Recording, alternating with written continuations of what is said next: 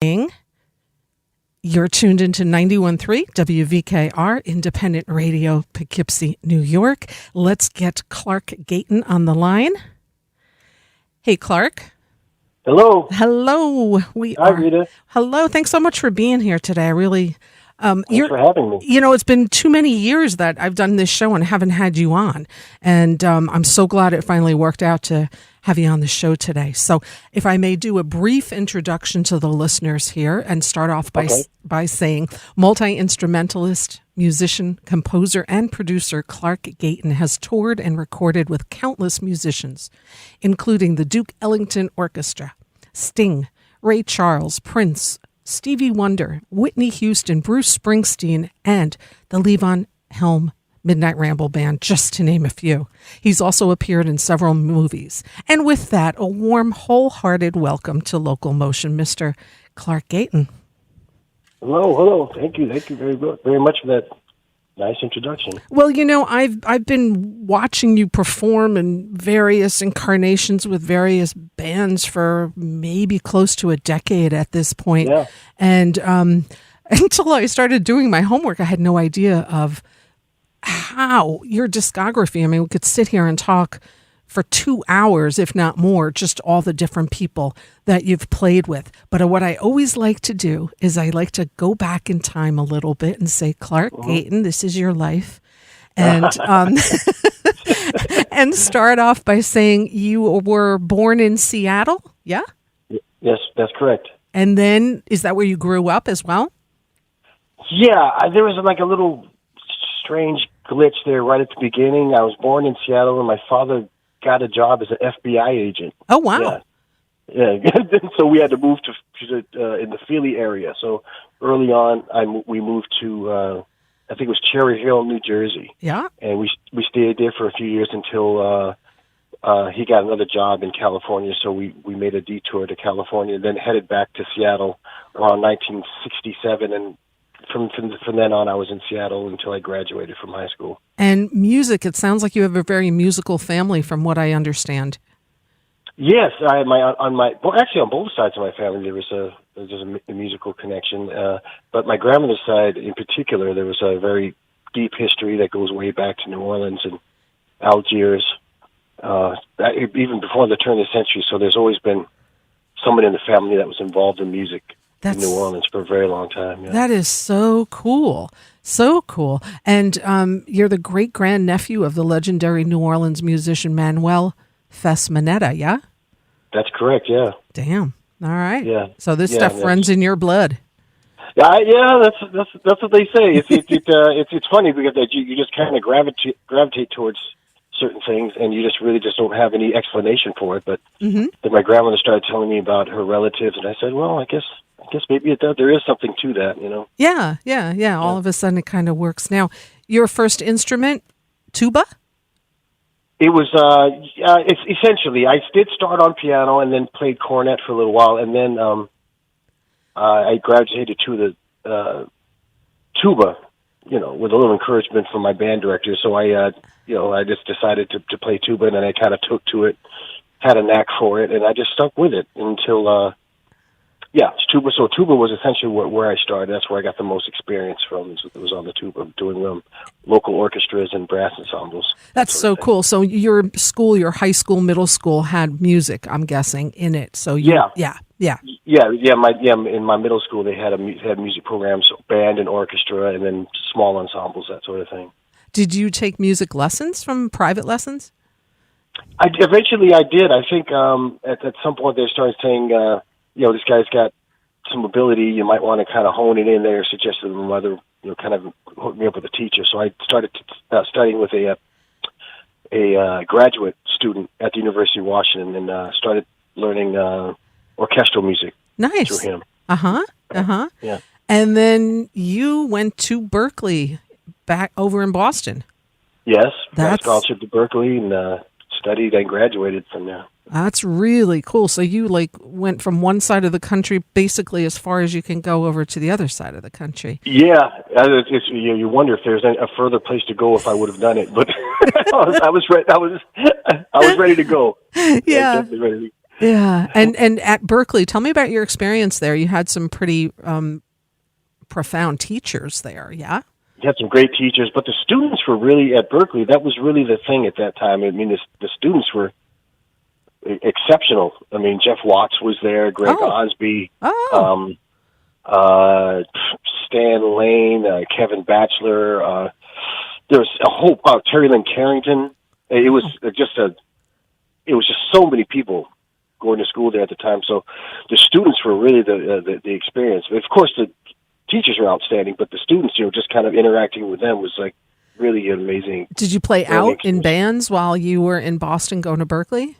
I did some gigs. I played. I did some local gigs with the Dells. Remember those guys? Yeah. And some. If the Four Tops came to town, I would do that. What do you mean? If the Four Tops just came to town and you would just do that? How does one get that lucky?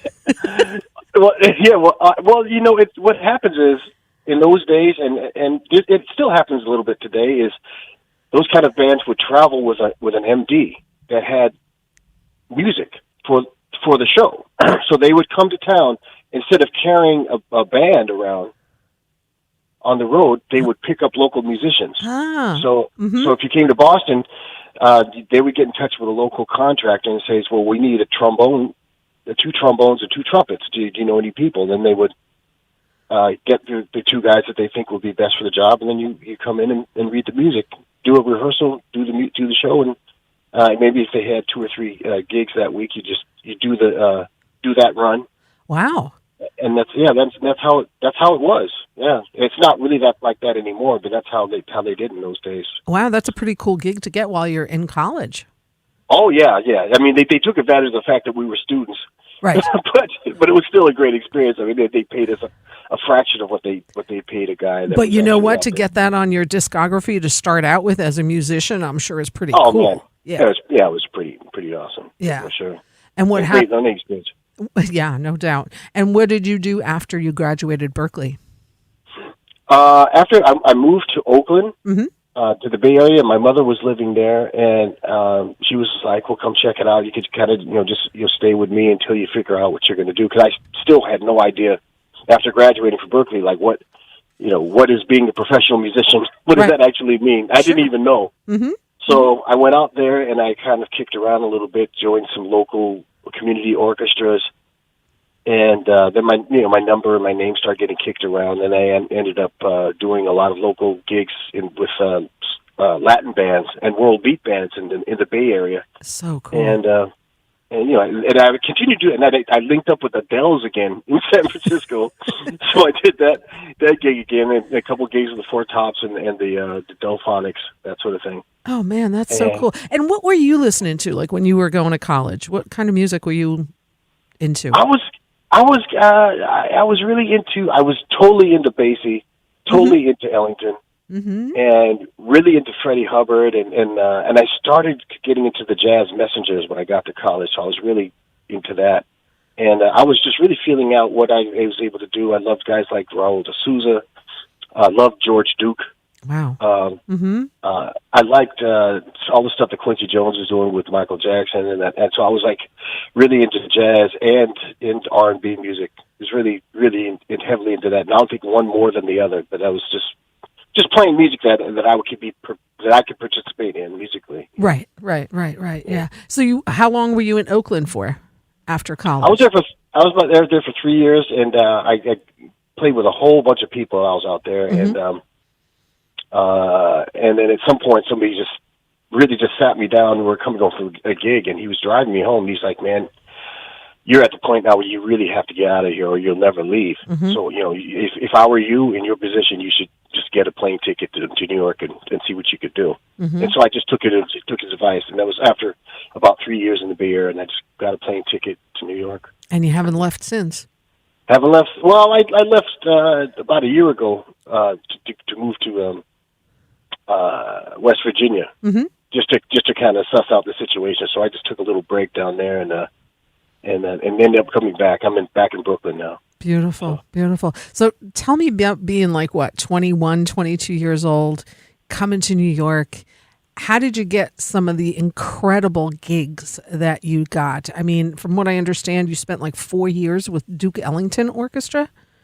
I did, under the direction of Mercer Ellington, which was his son. Damn. And so that was great. But when I got to New York, it was really just, I had $800 and a plane ticket and my trombone. That's it. And I stayed at I caught a plane here, one-way ticket, and then I just got a room at the Y on 23rd Street. Yeah. And just every night I went out and just played with every band that would let me sit in with, and then I ran out of money.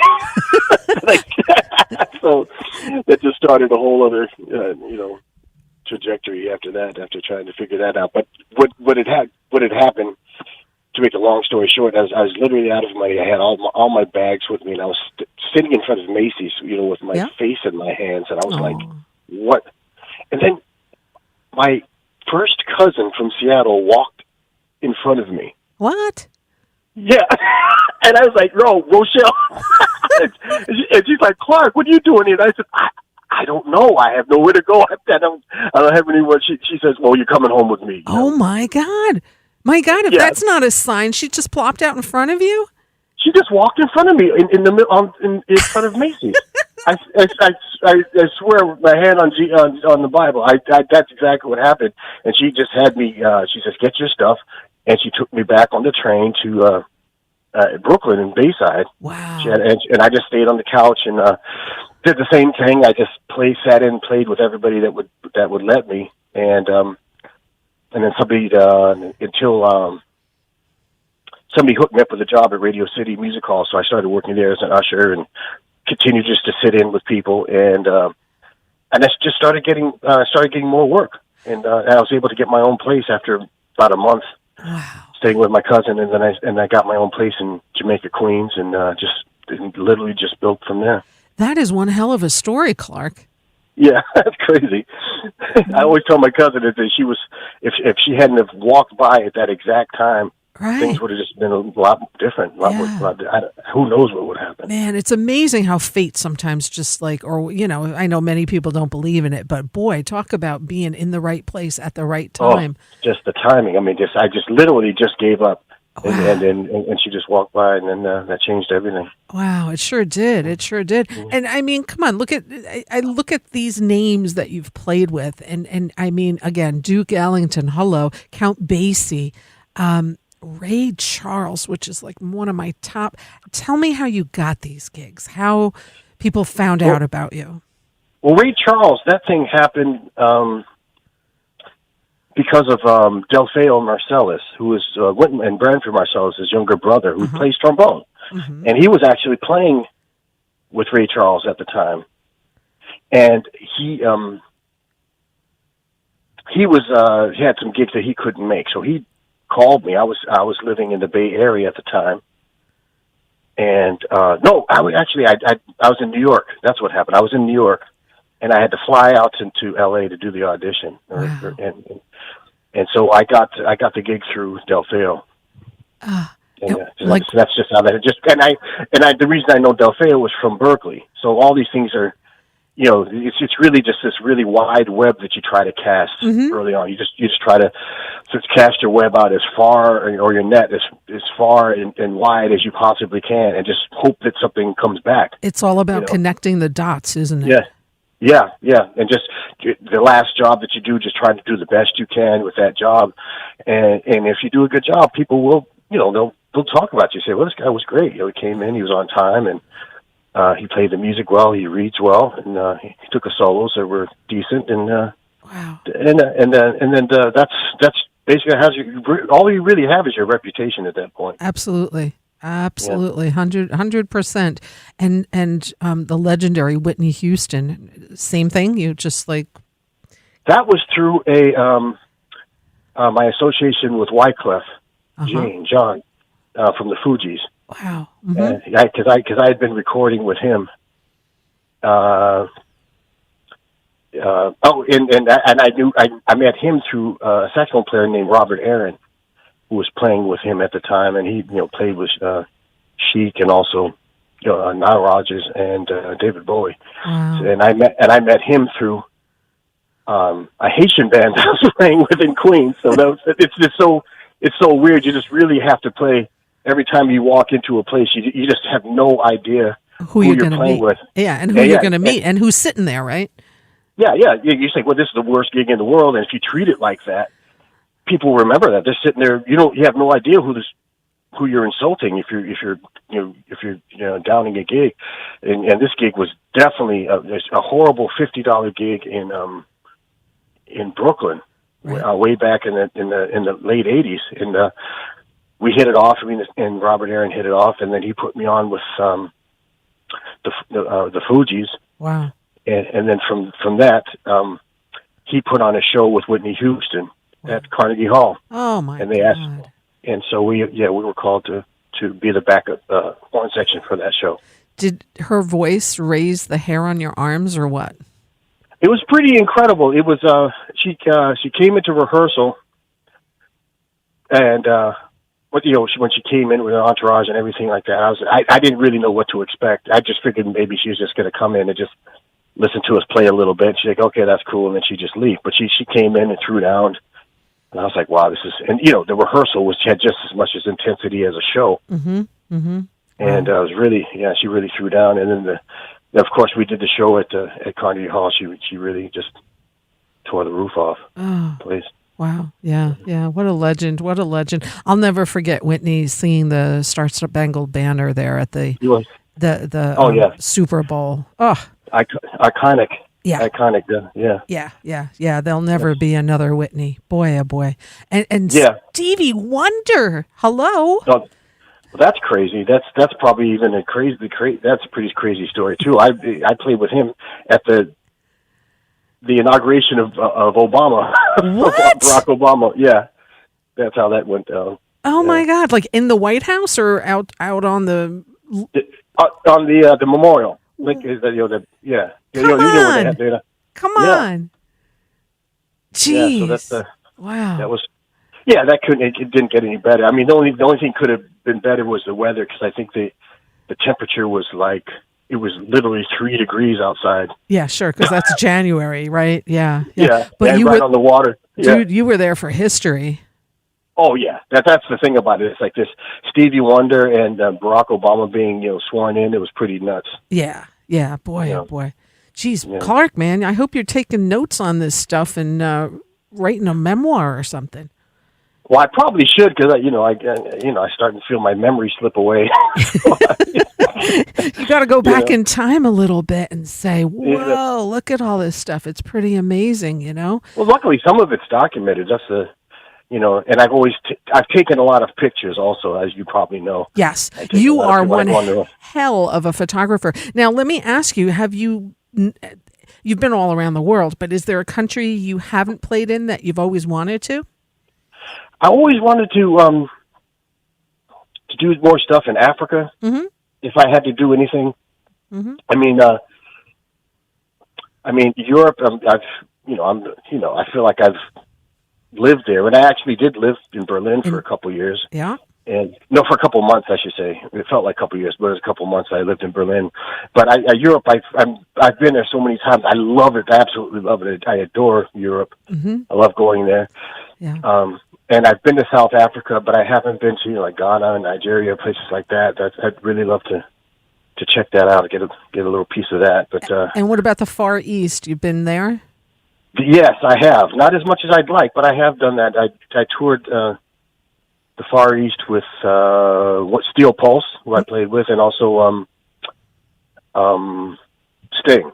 Oh wow! Yeah, we toured. Mm-hmm. Yeah, we toured Far East. Wow. All right. Travel the world. You must have lots of airline miles. You know what? I never did that. It was like probably one of the worst mistakes of my life. I just kind of I basically never signed up for a program. Yeah, man. Could you imagine? You'd be traveling now for free all over the place with all the miles. I every once in a while, just maybe now's the time to get back into it. And then I start some kind of membership, and I forget the card, and I just drop the ball completely. It's just, but Maybe I'll get another shot at it. Yeah. You never know. You never know. You definitely have lots of time ahead of you. And then, of course, you have a beautiful connection here to the Hudson Valley with Levon Helm and the Midnight Ramble Band. How'd you get started there? That's it's a complicated thing, and it's another situation where, this bone's connected to that bone, and just things how they just kind of, formulate. But I was, as you know, I have a long association with Brian Mitchell. Yeah. And also, I wonder if he's Bernstein. listening from Italy right now. I hope so. What's up, my man? Yeah. So anyway, what had happened is Steve Bernstein and Eric Lawrence were actually the horn section for Levon at the time, and Steve couldn't make a gig, and so he calls me. Don't know why I don't play trumpet, but he called me. I think he just said something like it's a very heads up gig, and he felt that he could trust me with just kind of coming up with the things spontaneously, as they did. Right. At the time. So I came in and for the first time, and it worked out really well. Do you remember who was at the show the first time you played the Ramble? The first guest? Yes. No, for you, when you first got there. Or were you at the start of it? Were you there for the first one? No, I was not there. That was Steve and Eric. They were there for the first ones, I believe. So but the first ones that may not have even had horns. Most likely you didn't. Right. You probably had the horns later. Right. So when you were there, do you remember the first guest there? The first guest, I do not remember who the first guest was. I remember who was in the band. Jimmy Vivino was the MD. Yeah. Mm-hmm. And Mike Merritt was playing bass. Oh, wow. Brian, of course. And oh man! And I think Larry was there. Was definitely there, but I think it was Jimmy Vivino just kind of was putting up the hoops. Right. Right. And so I did that, and then I did it a couple times, and then I ran into Brian. I think down as we used to hook up on gigs all the time in the Lower East Side, and he was like, "Well, did they call you?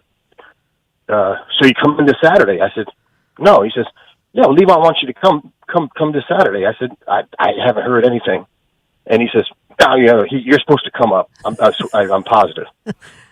He said, "So," I said, "No, he says, don't just I'll come pick you up. We're going to go out there and just meet you here." And then, so I just went out there, and but apparently Levon had been trying to get me to go there, but it just never got back to me. Oh. And so a couple weeks had passed, and then I just started coming up, and he was like, "Well, we want you to." Levon's like, "I'd like you to hang out with us whenever you could make it." Oh man, nice. And it was just like that. He sits you down and at the table in the kitchen, as we all know that table with the red Dixie cups. Yeah, right, exactly. and the Coca-Cola bottles, Oh man. Oh, and you had some amazing shows at that place. Yeah, it was great, and it was really, really a lot of fun, doing all of that. And of course, Howard came back at some point. I can't remember exactly the circumstances of. He just started coming back to the shows, and then we had a nice horn section. We had about 5 horns up there. Oh. Jay Collins and Howard Johnson, Eric, and Steve. So we had a ball. Kicking. And I always love the way Levon had his drum set on the side there where he could watch all of you. And it was just nonstop smile for him as he walked into that room, and it was just such a great camaraderie amongst all you guys in such a small space. It's just really cool. Well, that was really how he really did guide the band from that vantage point. He was really able to just he kept his eyes on everybody, and he wanted you to keep your eyes on him, and he had the ability to get you to do what he wanted you to do when he wanted you to do it. Mm-hmm. So I really liked that. I really enjoyed how he handled that. Right. From that position. Yeah. Right. And of course, the barn's still going. I always have to tell people that it's still going, and you can always check out levonhelm.com for all that info and all that good stuff. Now, Clark, you also, I want to mention 2 more people. Prince, the legendary Prince. I mean, I know, again, connect the dots, but connect the dots for me on that one. That is a little harder to explain, but I'll tell you the facts as I know them. As you remember them to be. Yeah. I literally had just gotten back with a tour with Sting. It had maybe been about a month, so this is in 97. And then I still had a landline, and I was laying in bed. Hopefully I was asleep. I'm not really sure, but it was about 3 a.m, and the phone rang, and I was like, "Oh, this is a very strange sounding ring." It didn't sound like a regular ring. It was just it was crazy. I was scared to answer the phone. I was like, okay, well, let me just pick up the phone, and I was like, "Hello," and they say, "Hello, is this Clark Gayton?" Some dude with some really weird voice. And I said, "Yes, the artist would like to know if you'd like to come to his studio in Paisley Park and do a record with the artist." And so I was like, and then he just hung up. What? Just like that. He just hung up. Did you think it was like a gag or something or what? I didn't even have time to think. I was just like, what in the world was that? And then the phone rings back with that same weird, "Hello, is this Clark Gayton?" I said, "Yes." He said, "Well, the artist would like to know if you..." I said, "Okay, you said that." I said, "Well, what are the details? When are you..." "Yes, we have a plane ticket for you at Newark Airport. We're leaving the airport at 10 a.m. Can you do it?" and so every fiber of my body was like saying, "No, it's too insane." And I was like, I gotta check this out. Yeah. I gotta check this out. This is just something you just gotta check out. Yeah. Too good not to. Yeah, even if it goes completely off the rails, I have to check this out. I have to see it. It says, "Well, yes, Mr. Clark Gayton, the ticket will be paid in full and at the gate." And he gave me the gate number. So I go out to the gate at 2 hours before I'm supposed to take off, and I asked for the ticket, and they said, "We don't have no ticket under your name." Oh. Then I was like, do I have to really explain this to them? Right. They said, "Well, what?" They're like, "This is gonna sound insane." They're like, "Well, did you buy it?" I said, "No, Prince bought it." They said, "Who?" I said, "Prince." They said, "Well, we'll look up Prince," but and they looked it up and said, "Well, sorry, sir, we don't see Prince." Oh. So I was like, all right, well, so I called the number that I had. "Oh, the ticket's not ready. Oh, well, can you float us the money?" Oh my God. "Can you buy the ticket and then we'll pay you back?" I was like, I knew this was going to be a trip. Right. But I was already in. I was like, I got to see this through. So I paid for the ticket. Yeah. Well. Yeah. And I bought the ticket to Minneapolis, and they came to pick me up in a purple limousine. Get out. And And what year was this? Do you know? 97. Wow. Yeah. Wow. And so they gave me all the ground rules and stuff like that. And talk also, about this studio. I mean, Paisley Park. Come on, this is. Yeah, it was in his house. He lived there, and he had the studio there, and performance center, and a basketball court behind the rehearsal studio. Holy crap! And he hand painted basketball court that he did all the artwork on the court. It was really, really weird. But they paid me back as soon as I got there. They paid for the plane ticket as soon as I got there. Yeah. Yeah. So, and 5 minutes later, we're in rehearsal. We had as soon as we got to the hotel, I put, my bags down, got a call, the artists would like you in rehearsal. So we went to rehearse for about 9 hours. Wow. Yeah. And after the rehearsal, they gave us a videotape and told us to learn the show because there's going to be a gig right after the next rehearsrsal. So we learned the video, and then after we learned the video, there's another rehearsal. Wow. So we hadn't been to bed, so we were up for hours. Oh my God. And then we rehearsed again, and then went into the studio. It got really strange because I didn't know what time it was because you're never leaving the complex ever.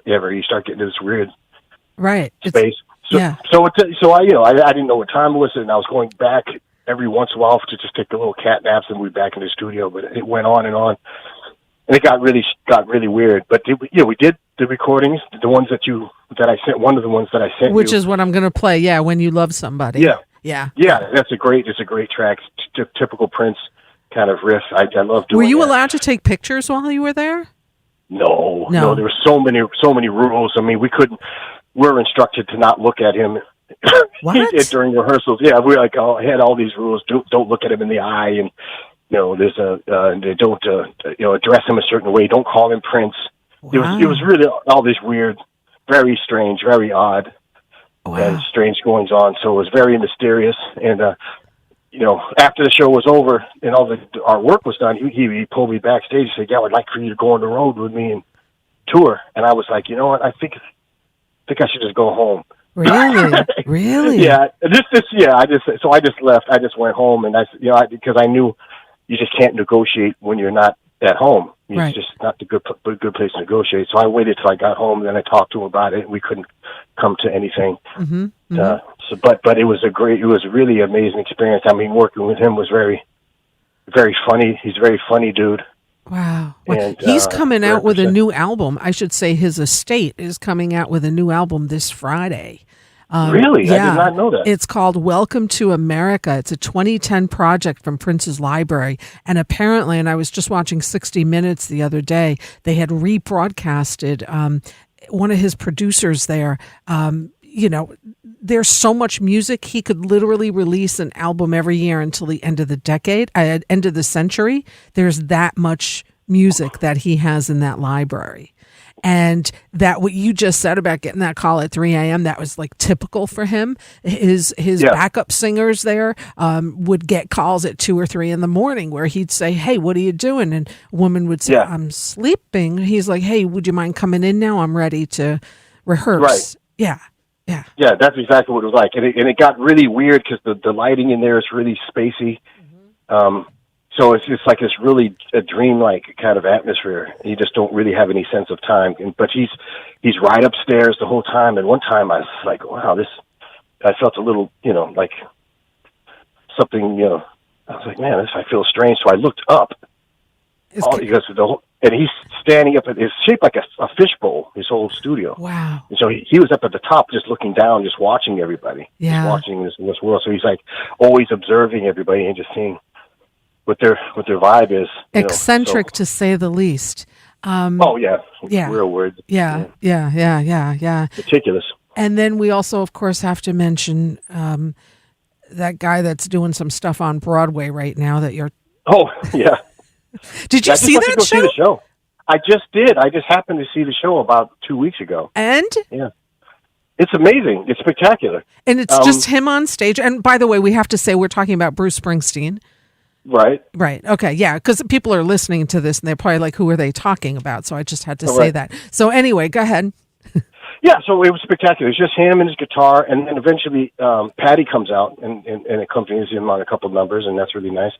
But it's just him basically telling you stories about the trajectory of his life and things that kind of shaped who he is today. Yeah. And it's very, very interesting. And I mean, his his skill set is just so amazing. Mm-hmm. Just to be able to do something like that, it's just not an easy thing to do. It really just takes a pair to do that. Yeah. And, I think when I saw you at the show there a month or so ago with Brian and Lila, I told you I saw Springsteen years ago, like decades ago, and I thought I was seeing the E Street Band, and I saw him up at Albany at the Knickerbocker. I don't know what brand name it's called now, and it was just him and a piano and a guitar, and I imagine that's kind of what he's doing now on Broadway. And he captivated the audience for over 2 hours, and it was, magnetic. Yeah, he just knows how to do it, and I don't really, it's funny, there's a lot of people that I run into because as great as Bruce is, not everybody's a Bruce fan, and so sometimes I think, well, what's the big deal? And I was like, he's just doing this and he's just doing that. I said, you know what? you just really have to experience what he does to really get it. Right. You know, Right. You just really just have to just be there and just check out what he's able to do, and and then when you actually see him do it, you realize I don't really know anybody else that can actually do that. Mm-hmm. I don't know anybody Mm-hmm. that could go out there, and I mean what he can do with a small room like the theater. Well, I think it's the St. James Theater is what it was called, but he's able to do with 90,000 people. Right. That's the other thing. It's like he can get 90,000 people in the palm of his hand. Right. And just get them to do. He could just have his way with them. Yeah. And he could do that with a small audience. He could do that with just him and a guitar. Right. Or he could do it with a band. Right. Hey, listen, you don't have to like his music but you got to respect him. I mean, the guy's a total American icon, and exactly. I mean, Springsteen is a musical genius at what he does. 100%. You've recorded with him as well. Yeah, I did a few things with him. I did a couple records with the Seeger sessions, or the Sessions band. Yeah. That was, I guess, started around 2005. Then I recorded with the E Street Band on Wrecking Ball. Oh, fun. I believe that. Yeah, I think I'm on that.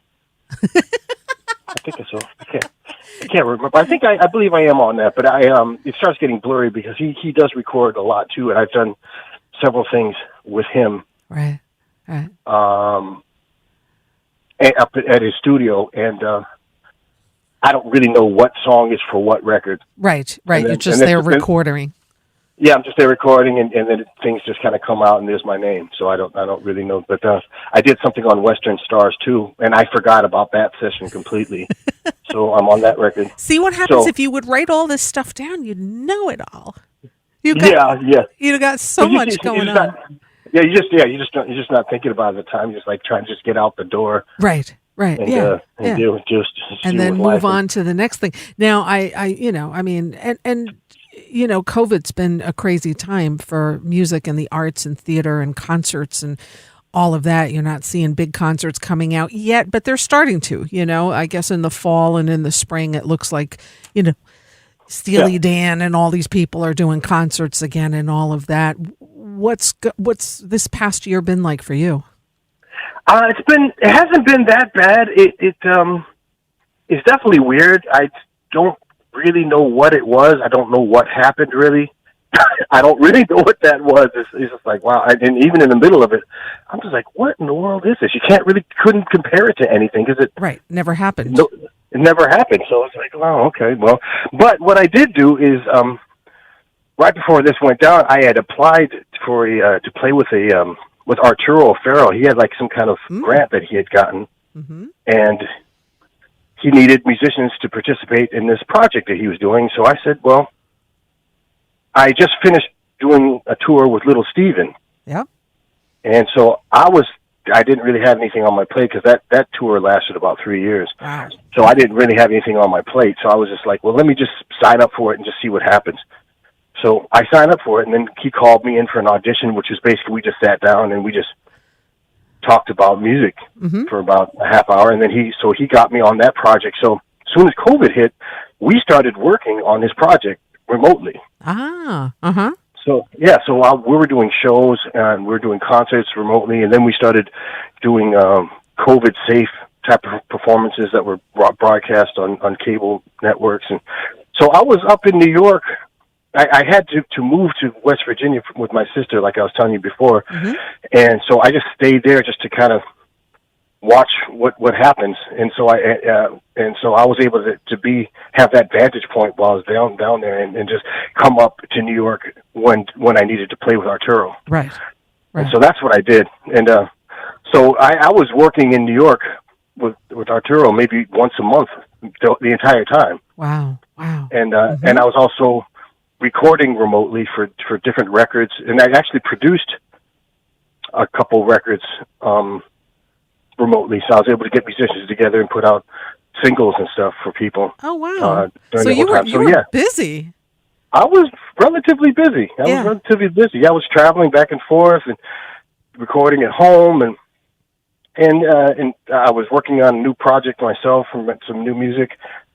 So I had my hands full. It actually worked out quite well, but it was definitely very confusing. You don't know, not really knowing what's happening with your future. Right, exactly. And when the world is going to open up again, if ever it's going to open up again, and get back to and get back to normal. Now, I also be remiss if I didn't quickly talk that you've been in a few movies too.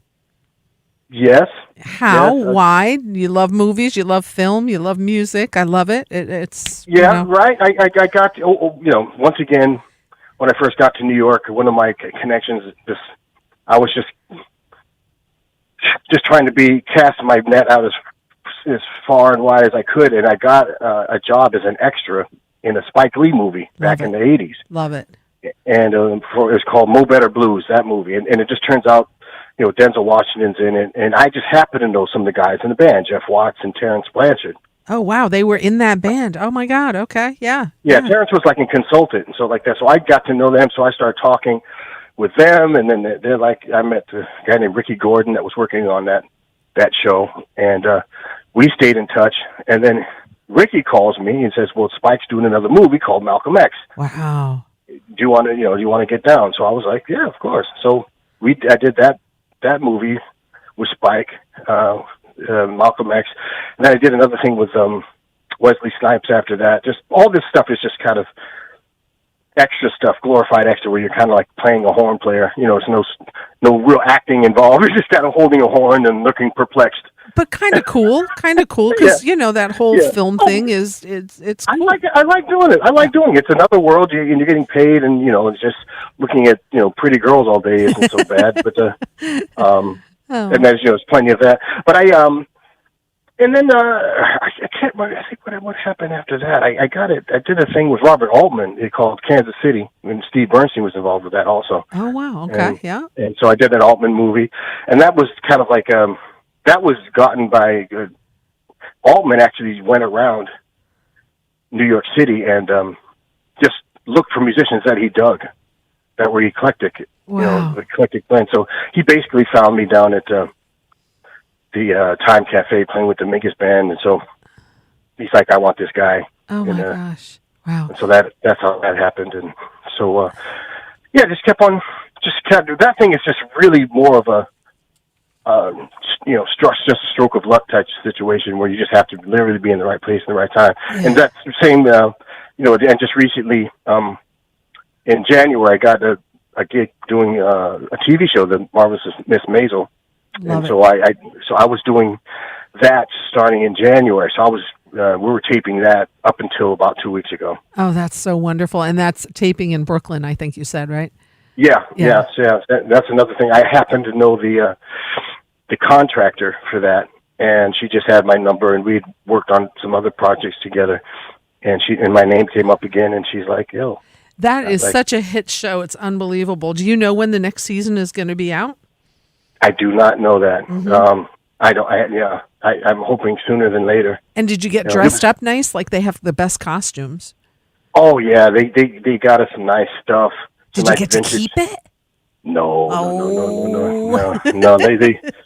They made sure that didn't happen. Like all the people that you could have asked to keep the stuff, they were not available there on the last taping. So it was kind of like, just give us your stuff and get out. Right. So, right. But it's all good. There's nowhere I would have. It was really nice stuff though. When you see it on the screen, all the stuff really pops. They're really good at getting stuff that just jumps off the great costume designers, great makeup artists, lighting, the whole sound production, all of it is just fantastic on that show. They top notch that. So yeah, congratulations on getting that done.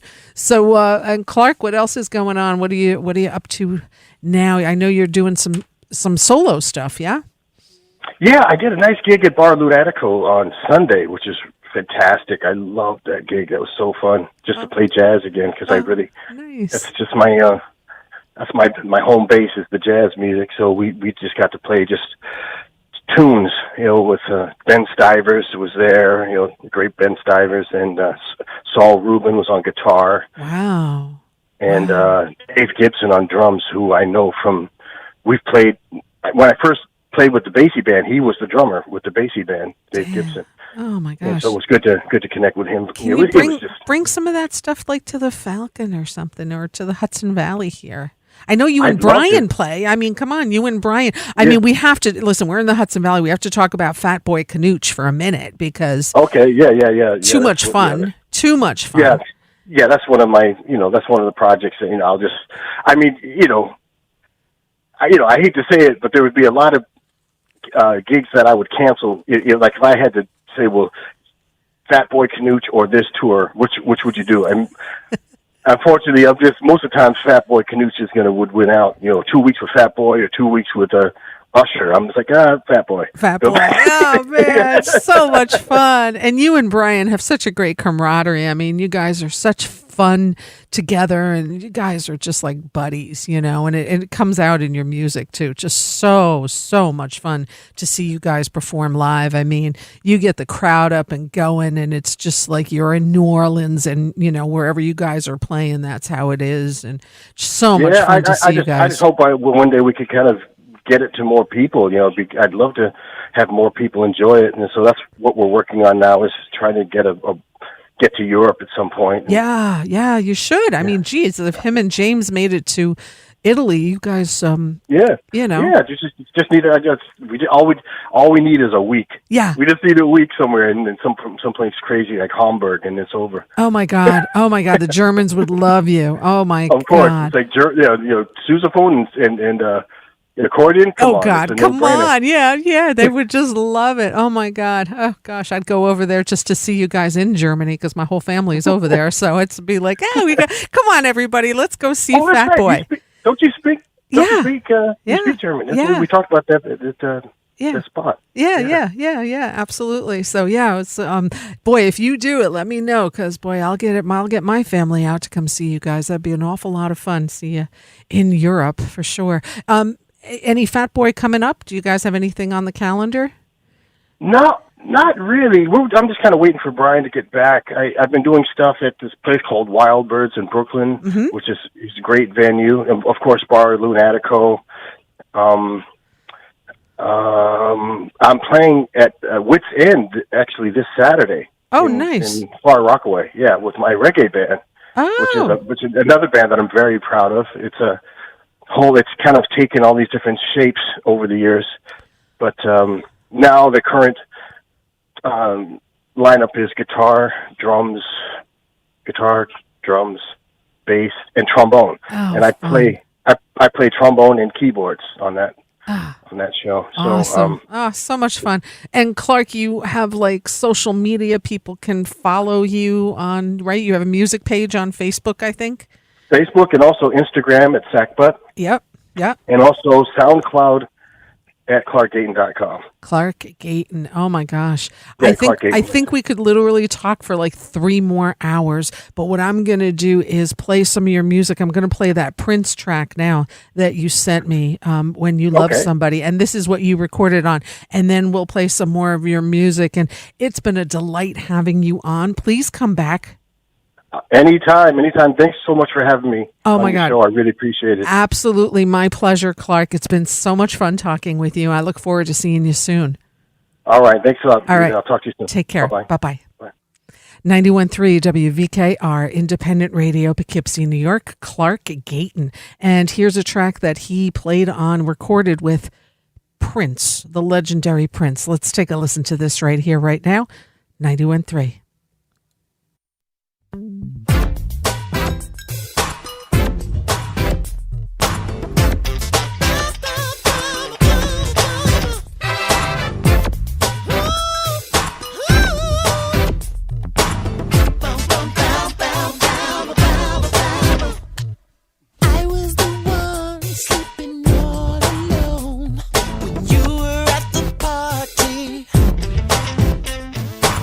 was the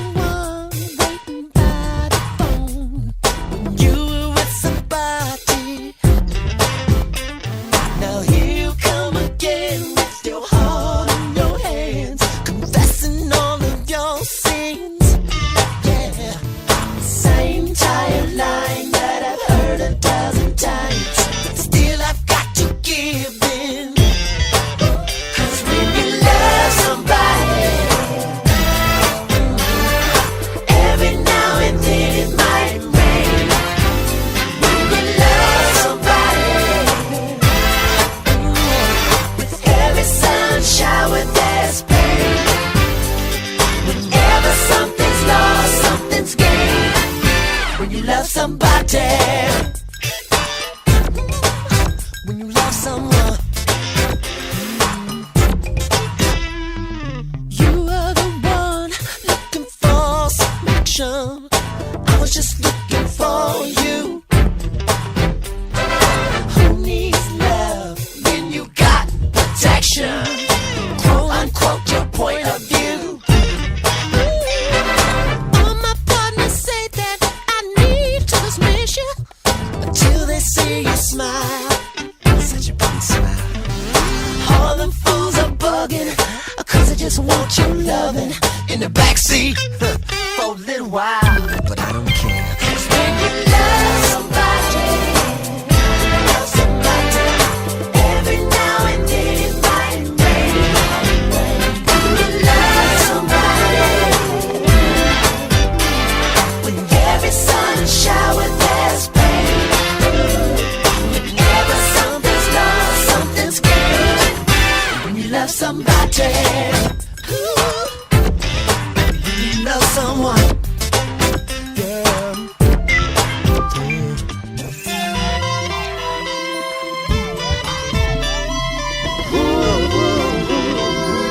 Check me out on the floor. So what? You got me open. Yeah, do your dance, but I'm the one you're dancing for. You know this. Round and round, don't stop it. You know this. Yeah, yeah. Up and down, you got it. 'Cause when we love somebody, love somebody, every now and then it might rain. Love somebody, every sun shower there's rain. A little pain, exercise, something's going on. You got to think about what you gain. Then you don't.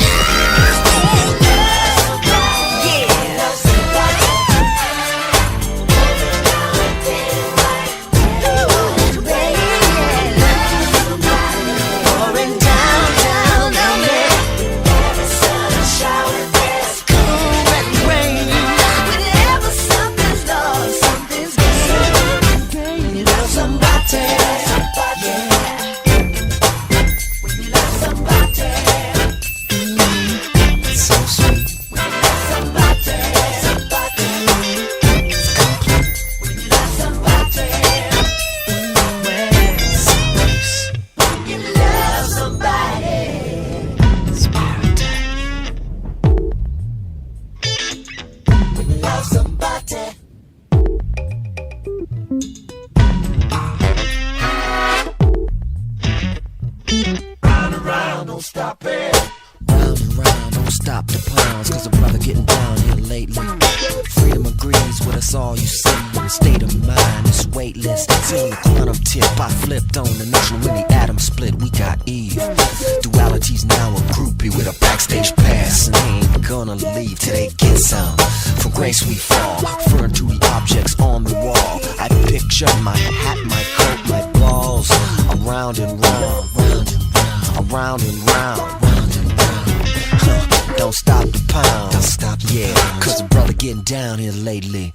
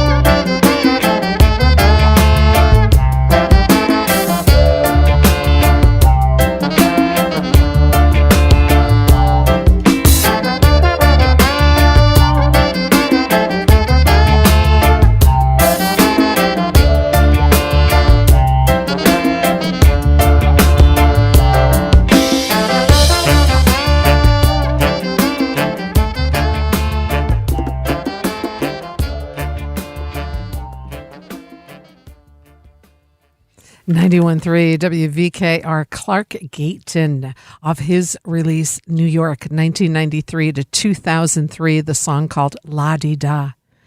Thank you to my guest today. That was so much fun speaking with Clark Gayton. He's literally played with everybody. Springsteen, Sting, Prince. That's another track we just heard prior to La Di Da. We heard Prince recording called When You Love Somebody. And Clark performed on that one with him. So great stories. Really enjoyed it. If you missed part of that interview today with Clark, all the interviews of LocalMotion are uploaded on the YouTube channel, Rita Ryan LocalMotion, as well as wherever you stream your podcasts from. You can find LocalMotion on Spotify, Apple Music, and several other platforms where streaming occurs. So be sure to subscribe and take a listen. We've got some great guests coming up, that's for sure, and have had great guests here on the show. So what we're going to do now is we're here each and every Wednesday from 4 to 6 p.m. This show focuses on music of the Hudson Valley, musicians that come to perform here, those that live here, and those that come to record here as well. So right now we're going to play the rest of the hour, musicians that have shows coming up. And let's start off right now with Papa Chubby. He'll be in the area at Daryl's house in Pauling this Saturday. Let's take a listen right here, right now. 91.3.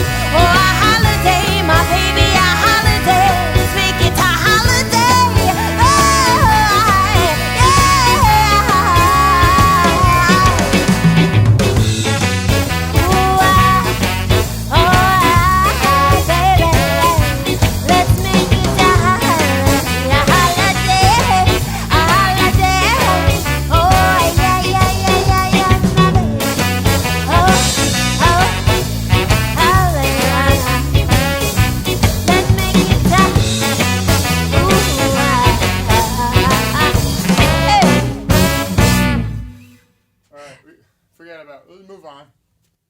91.3 WVKR, The Big Takeover, their release titled Silly Girl. We heard Holiday. And Big Takeover, such a great band to see live, which you can do this Saturday. I'm not saying, not this Saturday, a week from Saturday, August 7th, Bearsville Theater. The Big Takeover was take over the show and the house at the beautifully renovated Bearsville Theater, Woodstock, New York. Tickets available to see Big Takeover at bearsvilletheater.com. We also heard from Papa Chubby.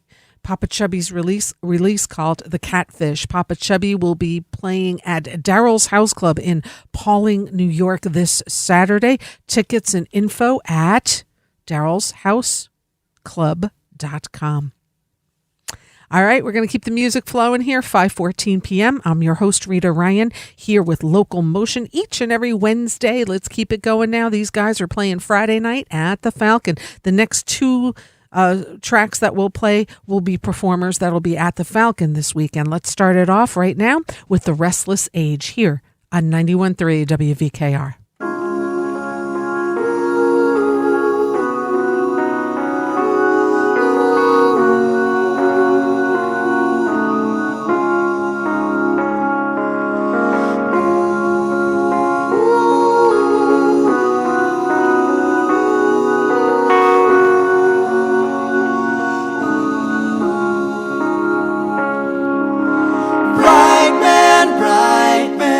How far did you go?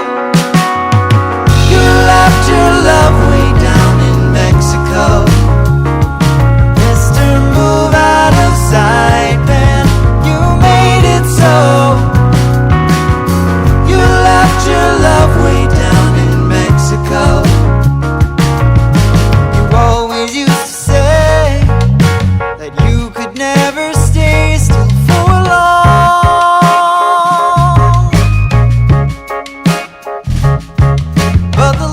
Thousand miles I've taken you a while to something wrong.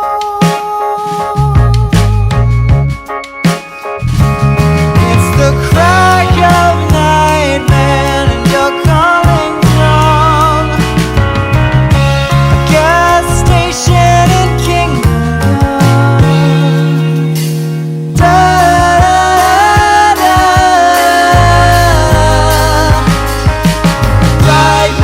Right, man, how far did you go? You left your love way down in Mexico. Mr. Move out of sight, man, you made it so. You left your love way down in Mexico. You called me this way when you stopped for a day in paradise.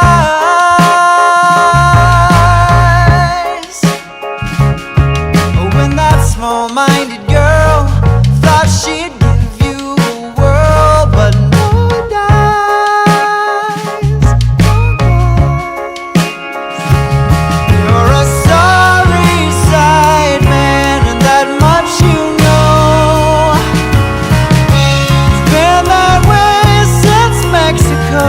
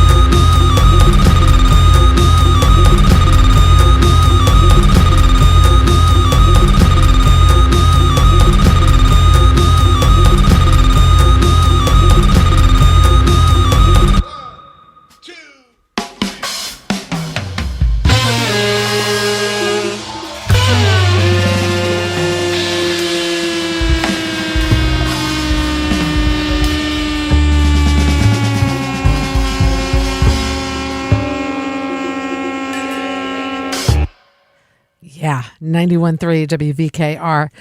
Sex Mob is the name of the group. Sexotica is the release, and the track we just heard, Oakland. And this was Grammy nominated in 2007. Sex Mob, truly eclectic, beautiful, great. I don't know, what are the good adjectives to use? Mesmerizing. It's just really great sounds that come out of Sex Mob. They will be performing Sunday at the Falcon in Marlborough. All you need to do is make reservations. No tickets are sold at the Falcon. Everything is by donation only. So live at thefalcon.com, Sex Mob Sunday night. And we also heard The Restless Age, their release called The Building Session. They will be at the Falcon Friday night. And we heard Bright Man. Restless Age is comprised of Lee Falco on drums, Brandon Morrison bass, and Will Bryant on keys.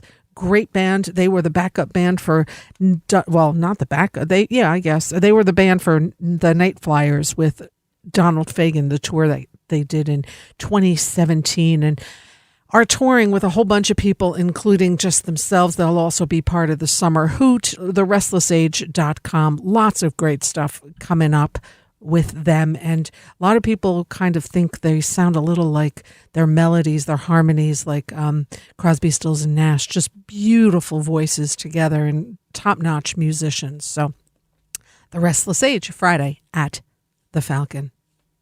Speaking of top-notch, I had so much fun seeing Ian Flanagan this past weekend at Claremont State Park, and I talked about this song last week when he was a guest on the show here, and I want to play it for you. We'll talk more about Ian and the shows that he'll be performing in our area. First, let's take a listen to Ian Flanagan here on 91.3 WVKR.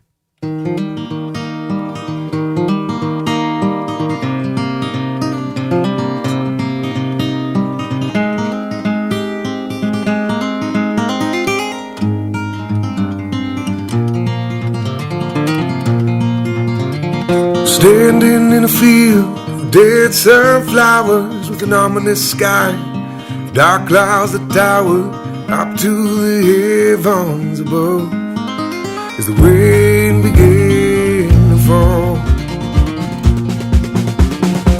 I close my eyes and I thought of my baby back up north. Hope she's still waiting for me. All I know is my tired bones will break before they fall. No, I've never been wired. I'm still learning. Something inside keeps on burning like wildfire. Wildfire. No, I'll never give up, but I've given in. Lost myself out in the way. Wildfire. Wildfire.